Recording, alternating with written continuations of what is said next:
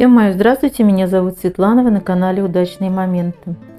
Я не профессиональный виноградарь, но виноград на своем участке в Ярославской области выращиваю достаточно успешно.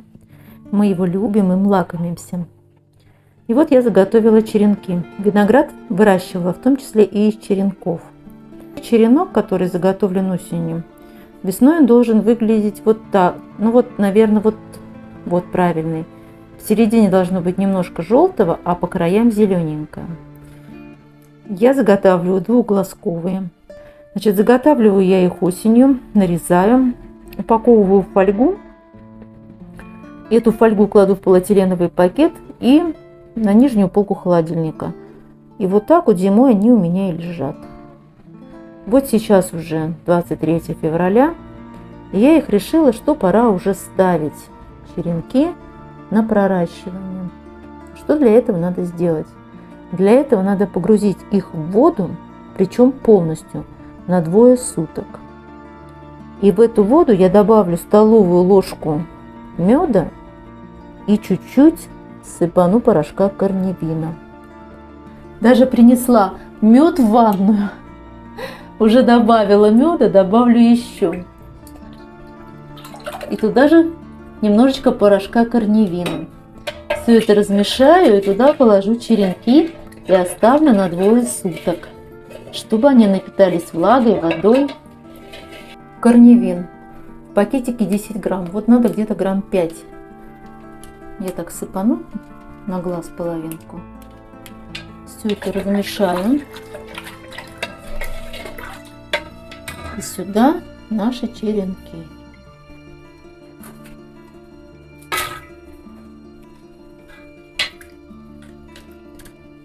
Не бойтесь, ничего не будет, ни почкам, ничего.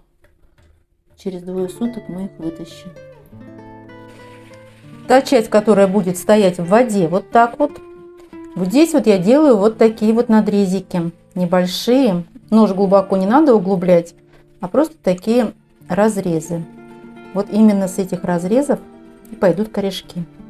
В банку, куда вы поставили черенки, нужно обязательно сделать вот такую разметочку. Вот эта разметка у меня, это 3 сантиметра. И вот это количество воды 3 сантиметра всегда нужно поддерживать, чтобы оно было не больше и не меньше.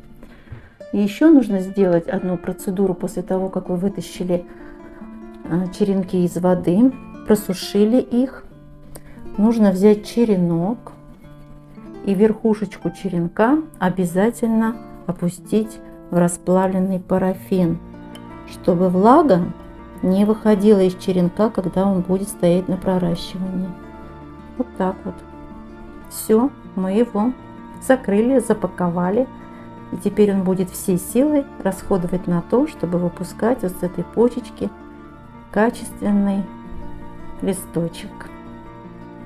Прошло где-то приблизительно около 3 недель. Вот такие уже листики, очень даже большие в черенках. И сейчас посмотрим корешок. 2 недели появляются листики, пройдет еще 2 недели, начинают появляться корешки. Посмотрите, вот все уже набухло. Такое ощущение, как будто просто сейчас взорвется здесь стебель, и отсюда пойдут корешки.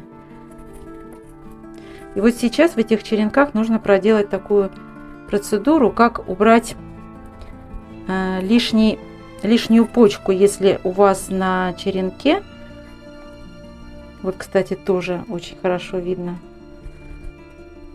2 почечки стрельнула. У меня в основном здесь по одной, не нахожу 2. Была 2, и одну уже отрезала, чтобы показать.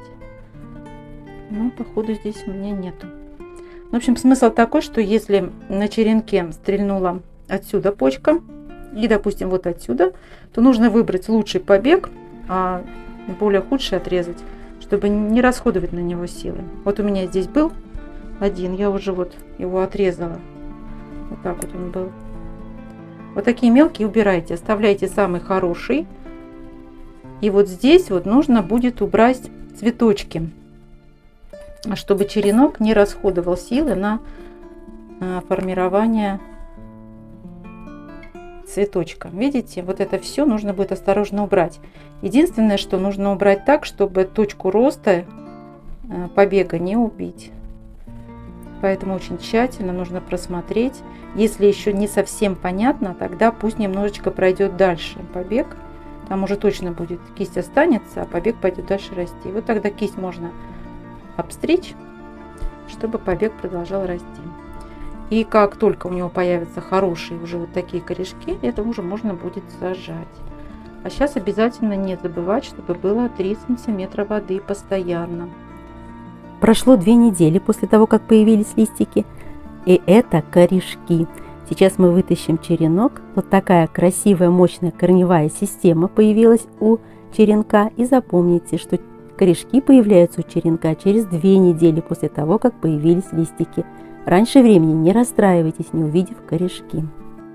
Теперь наш черенок мы должны посадить. Посмотрите, какой корень, какие красивые зеленые листики. Я взяла емкость объемом около 300 мл. И сюда я буду сажать черенок. Очень удобно сажать в 1,5-литровые бутылки, разрезать их пополам и посадить черенок. Сажать мы будем вот так. Сильно черенок мы не заглубляем. Заглубляем в землю ровно столько, насколько появились корни. Я делаю углубление. Черенок я ставлю вертикально. Теперь мы его обсыпаем землей и прижимаем, чтобы он у нас не упал. Мы ему добавим еще немножко земли, затем хорошо прольем. В будущем черенок поливать лучше немного не доливать, чем переливать. После того, как мы посадим, мы поставим в то место, где нет сухого воздуха от батарей. Это балкон, лоджии, террасы, веранды. Вот такой получился у нас шикарный виноградный куст, с которого мы будем есть ягоды. Подписывайтесь на мой канал и сажайте виноград с удовольствием.